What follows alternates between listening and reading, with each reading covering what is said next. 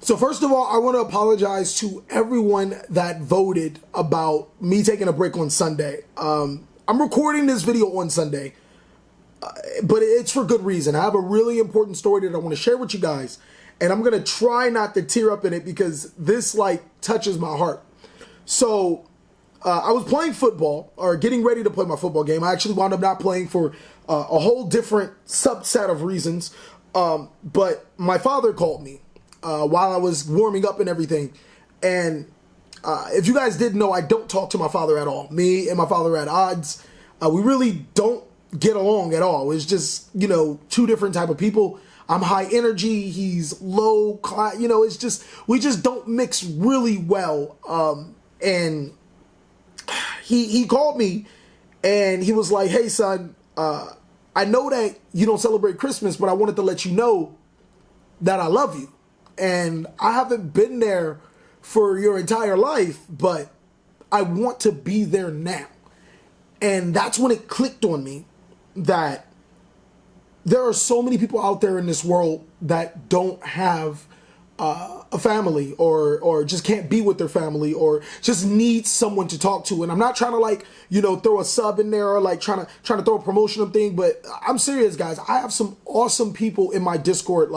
These guys are freaking awesome, and it's such a great community. So if you're one of those people, or if you just want to be closer to a group of people that just love doing the same thing, please hit that up, man, because this is the time of the year where depression is one of the worst things. You know what I mean? It happens at an all-time high, and I want you to be able to get out of that depression. I don't want you to be able to succumb to it. But almost got me, man. I'm not trying to tear up on this video. Let's move to a little lighter subject, because it is that time of the year. So this is going to be a gift worth giving. I know I said I didn't celebrate Christmas, but I got something for you guys. I have 5 unique cards. I actually have more than 5, but I'm just going to stick to 5 that are really good against the meta, ladies and gentlemen. These 5 cards, a lot of people, I feel that they sleep on. Some of them you guys might know, others you might not, but I think that it'll help you be able to beat against the top decks. Oh, I got to take a break real quick. I'm TheCaliEffect, and if you guys want to see more videos like this, then go and destroy that subscribe button. But more importantly, go ahead and hit the notification bell, because, well, we just too strong. Also want to give a special thanks to every single one of my Patreons. Man, I'm not lying. Without you guys, videos like this really wouldn't be possible. I really do appreciate you guys. And a mad shout out to our newest Patreon, No Regards Gaming. Welcome to the clan, man. Make sure you get yourself in that Discord as well, so you can take advantage of those Patreon rewards. We will be running a tournament soon in Discord, so for the people that just want to get together, have a great time, I really do appreciate it. But without further ado, I present to you those 5 secret tech cards that could win you a game against some of the top decks of the format.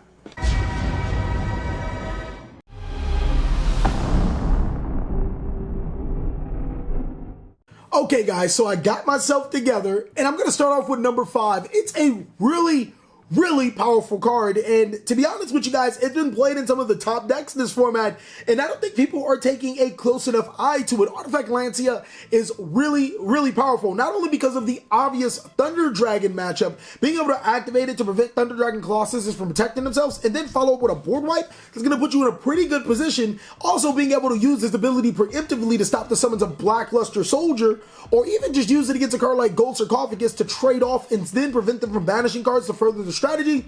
It has a hidden meaning. Yes, it's actually hittingly good against, that's right, Danger, Dark Warrior variants. At some point in time, the Dark Warrior counterpart has to banish that Armageddon Knight to special summon itself back to the side of the field. That's a problem when you activate Artifact Lancia, preventing them from using Divine Sword Phoenix Blade to loop you, or to even just banish that Armageddon Knight. Another great thing about this monster is that it's 1700 attack.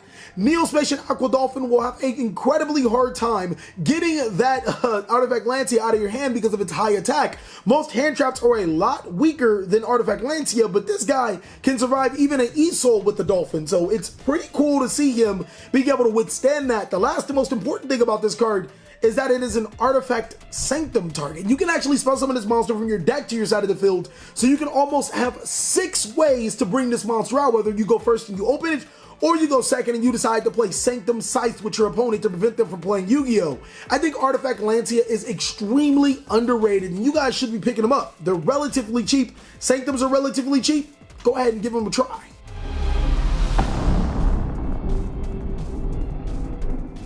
Number 4 on this list is incredible. This monster is, it really doesn't win anywhere in the terms of competitiveness as you ask me, but I can see spots where the card would go up and then dip down in its value. Abyss Dweller is really powerful.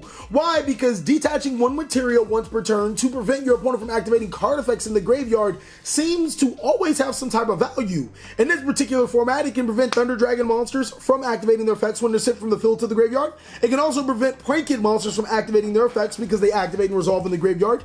It can prevent Burning Abyss monster effects from activating. It can prevent Danger monsters from activating as well, not just Danger monsters, but the Dark Warrior counterparts.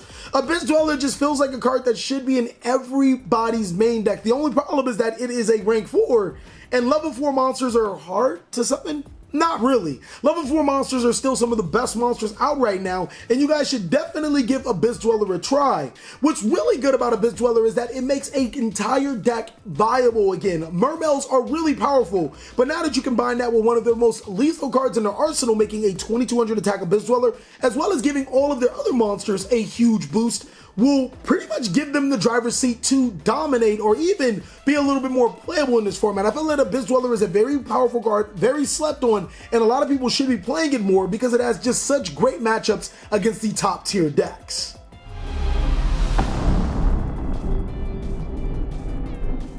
Now, when I say number 3 to you guys, I'm gonna be asleep. I'm not even gonna lie. Like, it didn't even come to the forefront of my mind until I just started thinking about it.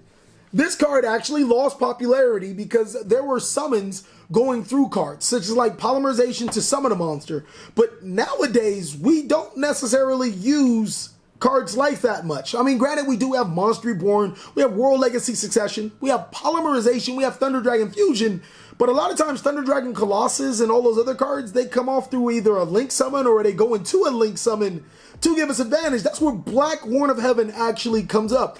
Black Horn of Heaven can completely negate almost every single Link summon in the Yu-Gi-Oh card game. What? And then prevent that Link monster from ever hitting the field again because it wasn't properly summoned. Black Horn of Heaven is a sleeper card nonetheless. It's only great when you're going first, and it's only great against certain decks that love to Link summon or love to summon monsters out of the deck without using a card effect. I probably should make a video on how summons work. I feel like I'm gonna get that question. TheCaliEffect, how come I can't negate a monster summon through Black Horn of Heaven? But I'm pretty sure I have that video. Is it right? Boop. There? Maybe? Okay, possibly. But nonetheless, Black Horn of Heaven is really good at stopping a lot of types of summon in this format. Being able to stop an ESO, Two Tails of the Noble Knight, Summon Sorceress, Thunder Dragon, Colossus, or Titan is really powerful and I think should not be slept on.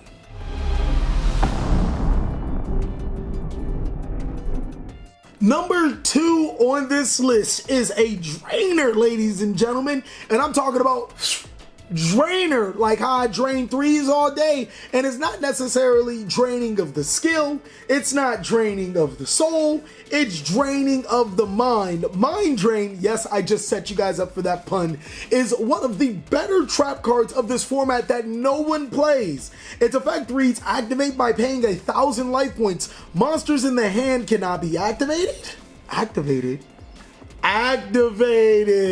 You guys know what that means. Every single hand trap in the Yu-Gi-Oh card game is practically turned off.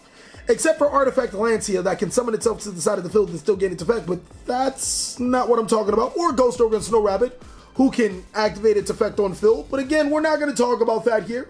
We're talking about Mind Drain, preventing all hand traps, and plenty more. Thunder Dragon monsters effects activate in the hand, ladies and gentlemen, using the ability of Thunder Dragon Hawk to spell summon a monster from your graveyard, or even Thunder Dragon Matrix to give a monster 500 attack, Thunder Dragon to search. Oh yeah, all of those happen in the hand. This card is extremely powerful in the right hands to completely drain your opponent's hand. It's a really good card, and I think that a lot of people sleep on it because it's a card that debuted inside of the I don't even know set. Lord of the Tachyon Galaxy? Ugh. And what's best about it is that it's a common, so it's really cheap to pick up.